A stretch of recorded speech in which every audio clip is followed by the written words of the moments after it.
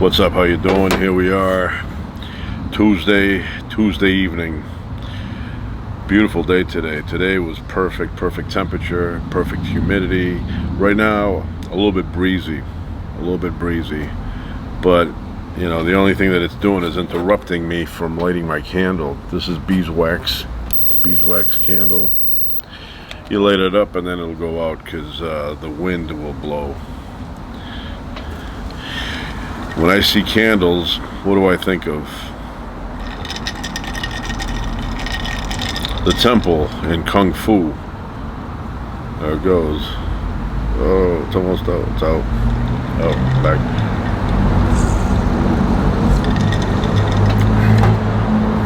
I'm surprised that those monks did not die from carbon monoxide poisoning. They always had candles going. I don't know where they found the wax. But love that show. It gave you that feeling like some kind of mysterious thing going on here. I used to watch that every week.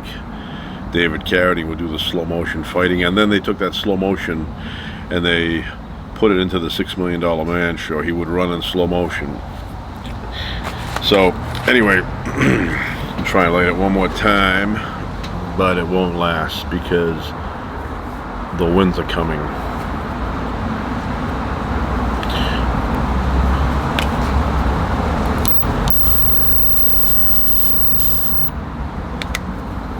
Be like that.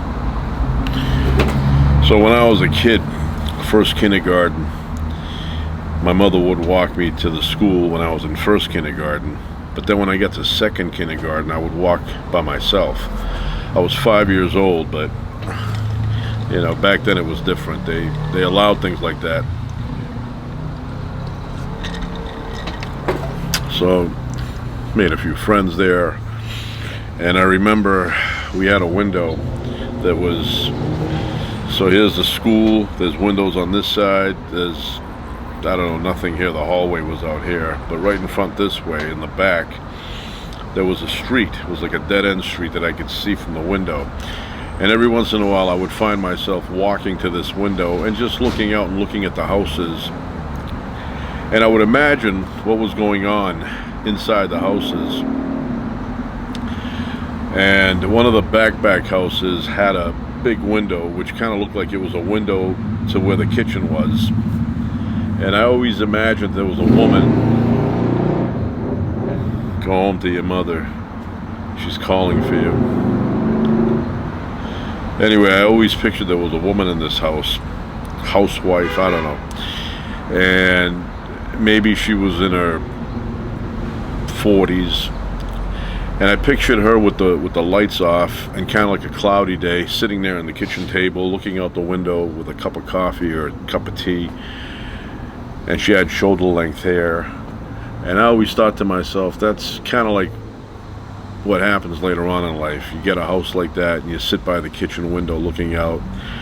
And the day, for me back then, seemed like it was very long. Not like now. Now you know, wink a couple of times and the day is over. But back then, it seemed like there was some structure and some kind of, you know, length to the day, you know. Now it seems like boom, boom, boom, yeah, it's over, nighttime again. Go in bed, wake up, boom, boom, boom, it's over, repeat the whole thing. But because life was new back then, it just seemed like the day was longer. So I pictured this woman in there, and she would do what she would do, maybe watch all Bewitched, which I love that Bewitched house, Bewitched. I just, you know, was fascinated with that house. Loved the door, the front there, the kitchen area, upstairs, had the staircase going up to the bedrooms. So anyway, I imagined there was this woman in there, and she would, you know, maybe watch a little bit of the soap operas during the day. But mainly what she would do is she would sit at that kitchen table that was right against that big window, and she would just look out. And I remember one time it was kind of rainy outside, and I remember thinking that woman is probably in there now, just sitting there watching, you know, the outside world through that window. And I always think about that. Sometimes I want to go there and visit that house, shoot some video there. But Haven't done it yet. Anyway, I would walk to the school, and nobody questioned anything back then. They were like, "Hey, you're 5 years old. Where are you going?"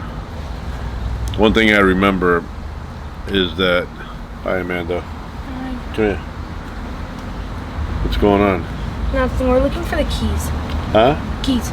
The key? Mm-hmm. Aren't they right next to, you know where the table is? The lamp? Hold on. I thought we checked there. Oh yeah, those ones. Which ones are they? Okay, so I don't think it's locked. I think it's only that thing. No, the top locked. No, you don't need to open those. Just open the handle, the door. Oh, okay. But here, take it in case you need it. I'm pretty sure it's open. Okay, love you. Love you. I like the candle going for atmosphere, but like I said, it's breezy, so.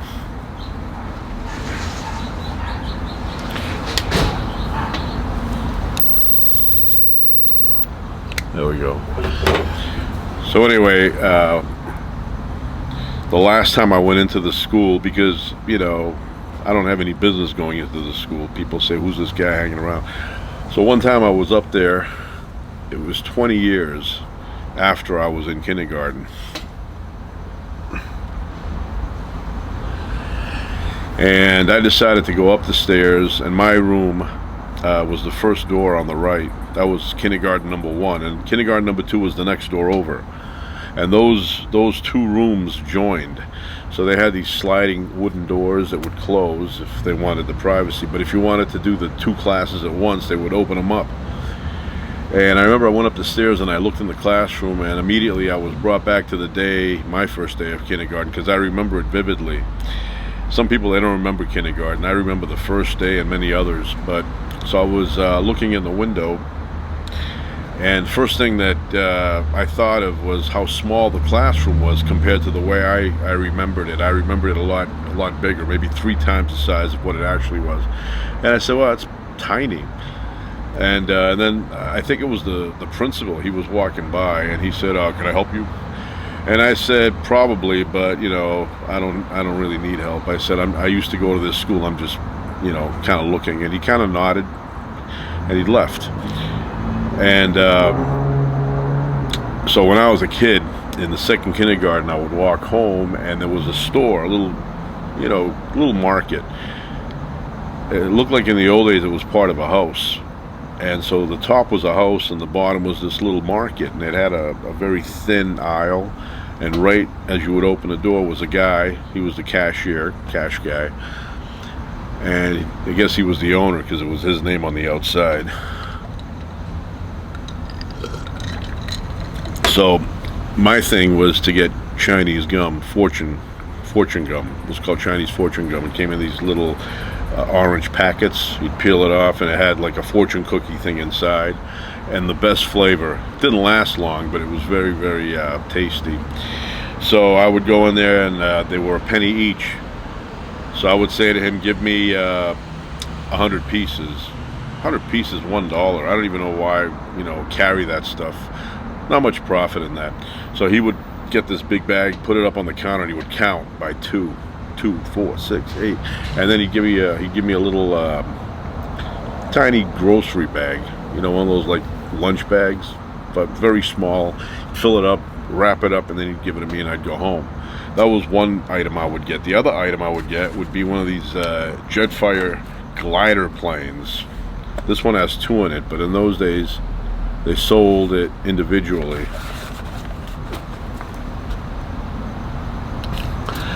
And I would get this, and I'd go home and fly it. This is how they sold them back then.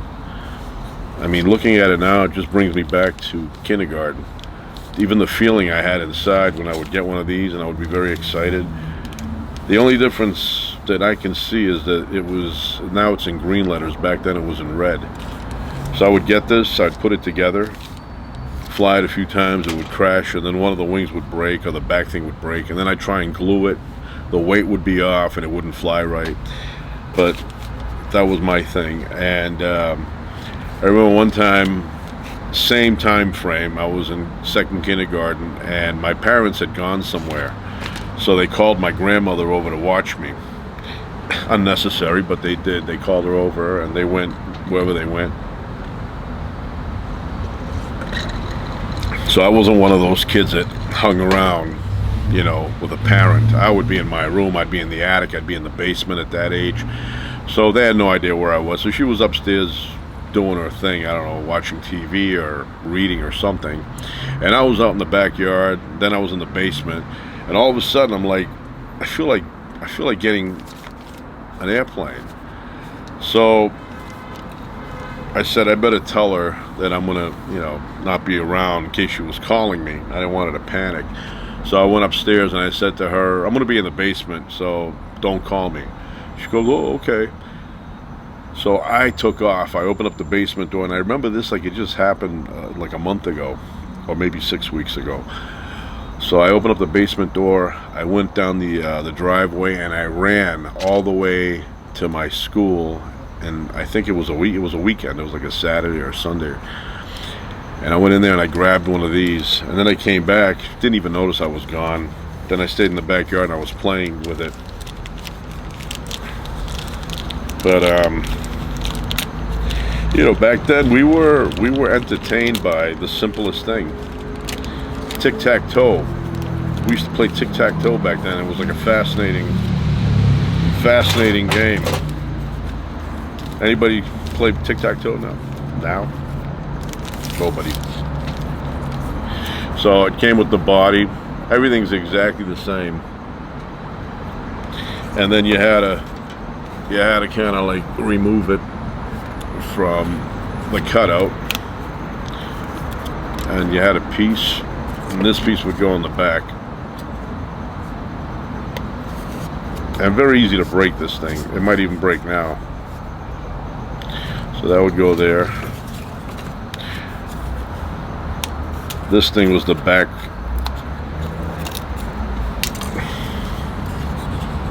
That would go back here.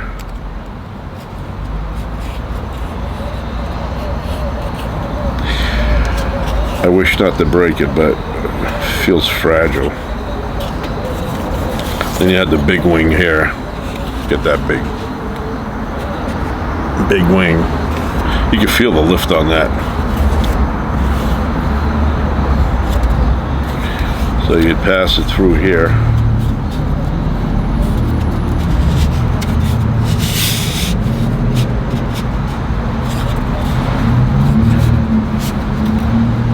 And this one is adjustable.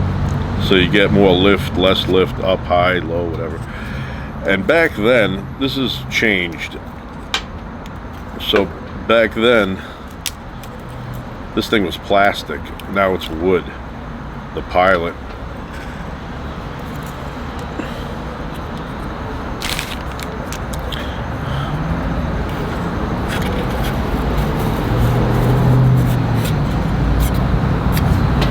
Look at that.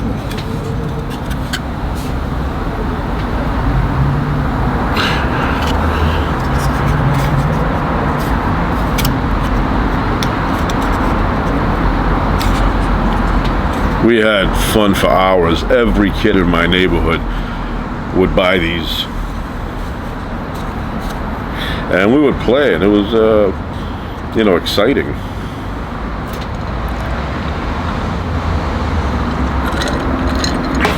Now there's no one that would play with this, except people my age. So, and back then they were cheap. Now I think they're $10 each. So this store was my favorite little store to, you know, buy things. Later on, okay, I'm trying to talk here.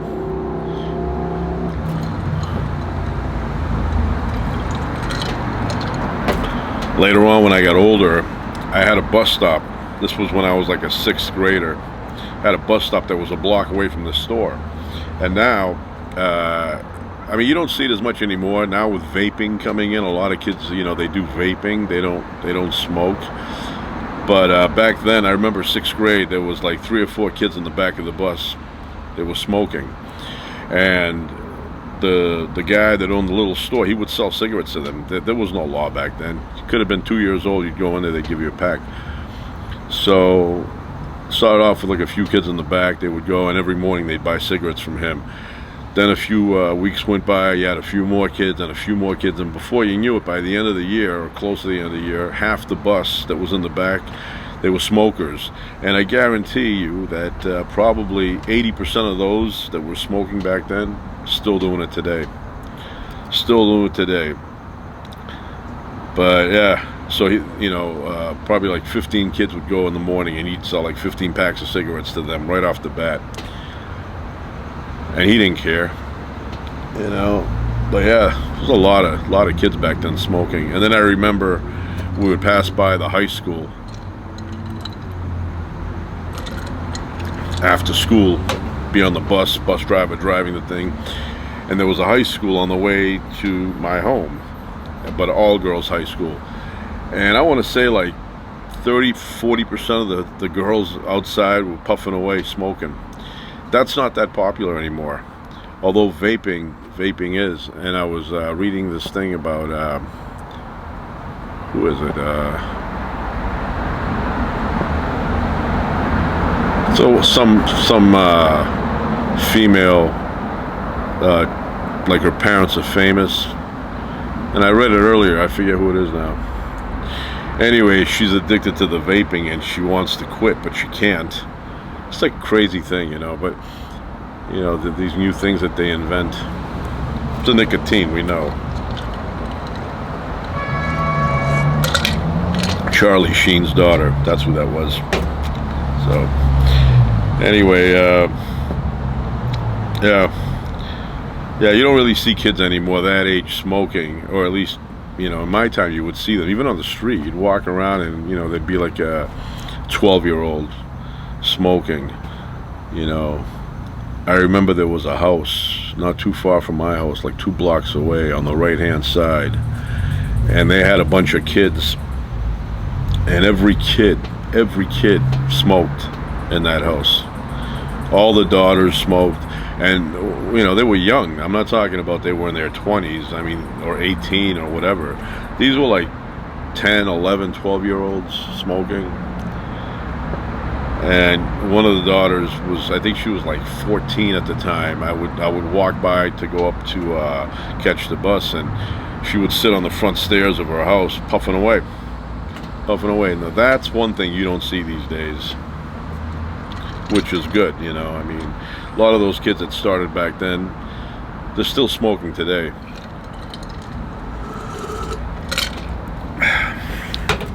It's an awful habit, but especially when you start young. When you start young, that habit has roots. It's tough to get rid of it, It's like when you start later on in life, a lot easier to get rid of it because you have a past that you can remember where you didn't smoke, and so you can easily get back to that. But people that started when they were like 10, 11, 12, they have a very hard time quitting. I have this in case I want to find some gold somewhere.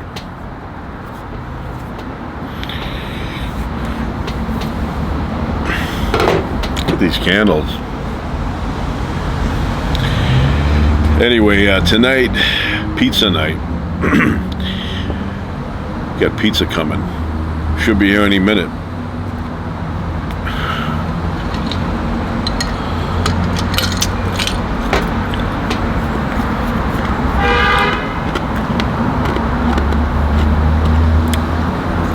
Yeah, a lot has changed from when I was a kid.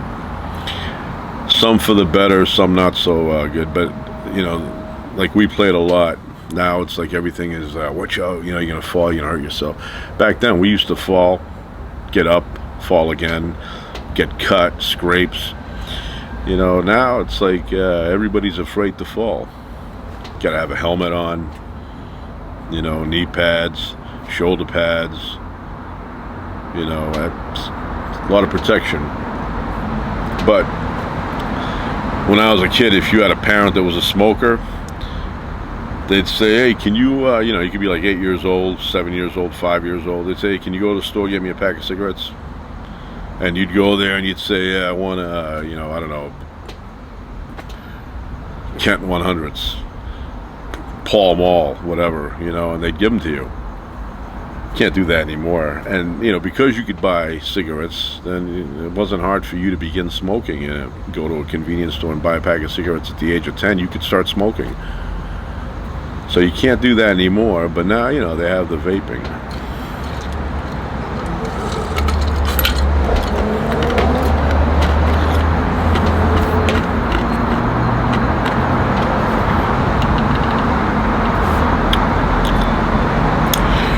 I'm a little bit hungry. I didn't have much of a lunch, so I'm looking forward to the pizza.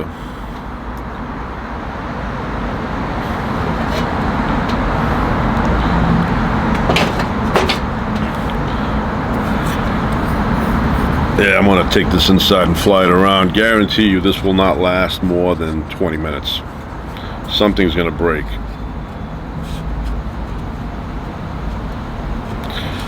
Sometimes I think about getting a tent, going up a mountain in the winter, above the 7,000 foot elevation, setting up the tent there, getting a little fire going, putting a nice grill on top there, pulling out a couple of steaks from my backpack, cooking them, maybe have a pan for some onions, a few mushrooms in there, and then later on, after I'm done eating, relaxing, and then having maybe a kettle with hot water inside boiling, and then I would have tea and just enjoy nature. You could be with your family if they're into that. Do not take them if they're not into that, because they'll be sabotaging the whole thing. They'll be thinking of, how do we get out of here? But if you're with somebody that likes that kind of stuff, that's fine. The only thing that I'm not a fan of is the bathroom situation. I want to, I'd like to go up there, but I want to open up the door and have a 5-star bathroom. Shower, toilet, nice sink, nice soap. That's what I want. Not into this tree line stuff, especially when you're with other people. It's like I want to go use the bathroom, and then they're thinking of you using the bathroom. It's a hassle.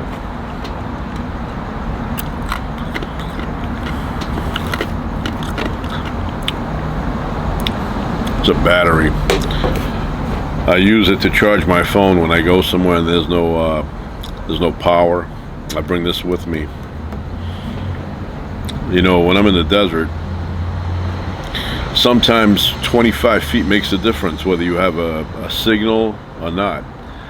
One time I got stuck up in Devil's Punch Bowl, forgot my keys, and I've said the story before. I had the car with me, I had my wife with me, I dropped her off, but I didn't shut the car off, and I didn't see anything warning me that the keys are no longer in the car.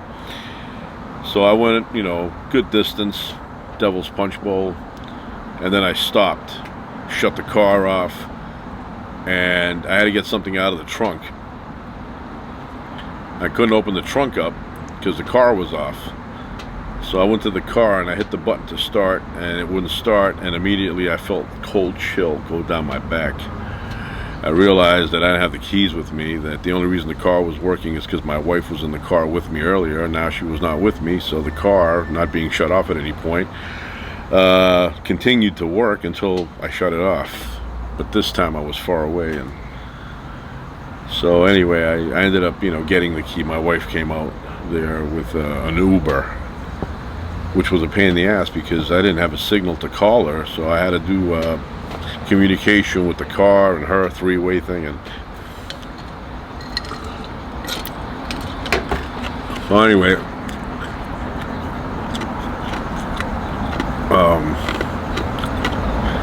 I like places like that. I was up there not too long ago,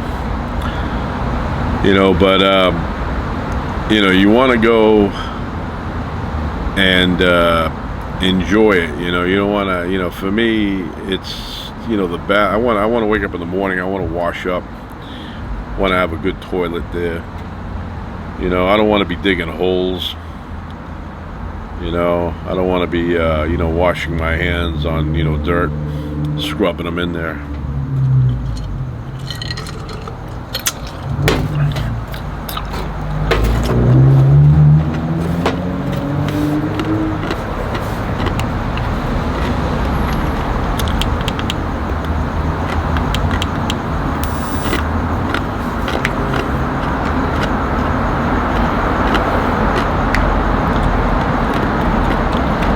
Also,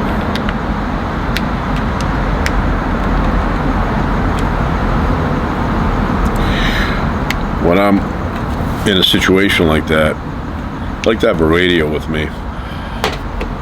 Here come the attack of the crows. What time is it? I don't have a. Wow, it's amazing.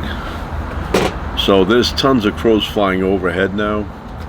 And every day, like right now it's 6:41 in the PM, and they're usually here at 6:38, but close enough. It's almost like the head crow says, okay, it's time, let's go. And they all go. Like at least, I want to say 120, 130 crows flew overhead right now. And they use the same path. It's not like one day they fly this way and then another day I look and they're down there. They're always over this way. And it's a wide patch.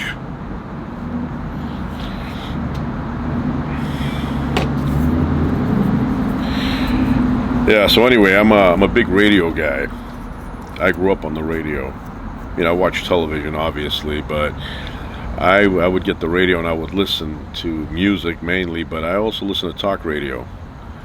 Any city I've been to, I always had the radio with me. I'd put it on, talk at nighttime especially. Fascinated with the radio, especially the 10 to 2 slot at night. Like to sit there. So, go up on a mountain.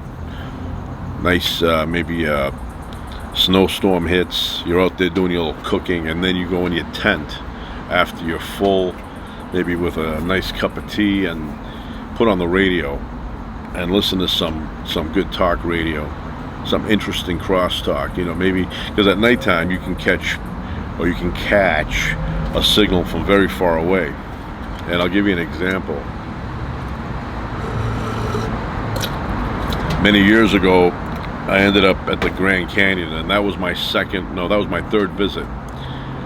And like every time, I never made plans on where to stay. So I just figured I'd stay outside there, and if I had food and I'd find a corner somewhere and I'd fall asleep.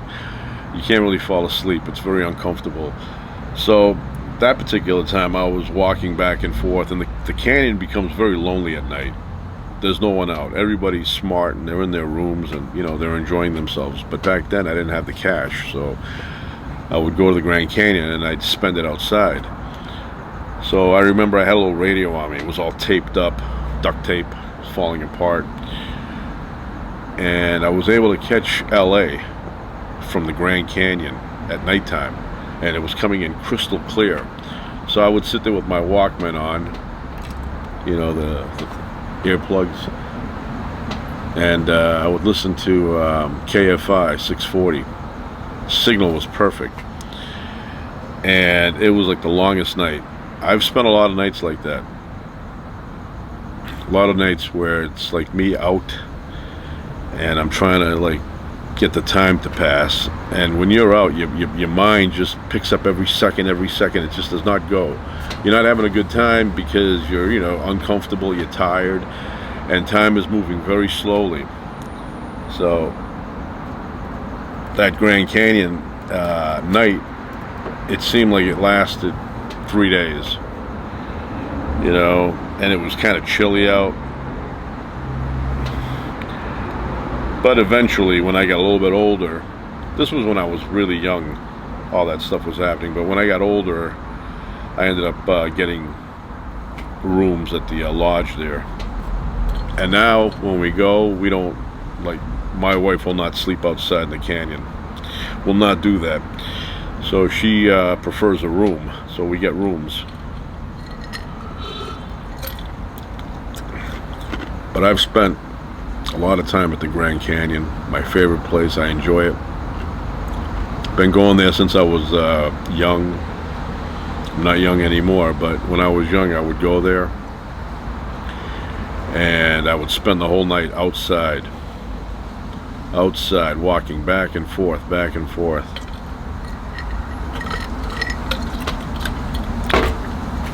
Anyway, I'm gonna go and investigate what's going on with the pizza inside. So that's it. The candle, pretty good. Look at that. Yeah, when there was a storm, knock out the power, my mother would pull out the candles. And we'd have a glass in the middle of the kitchen table. There'd be like 5 candles in there in different directions, all of them lit. Like the Little House on the Prairie people. Alright, that's it for now. Ciao.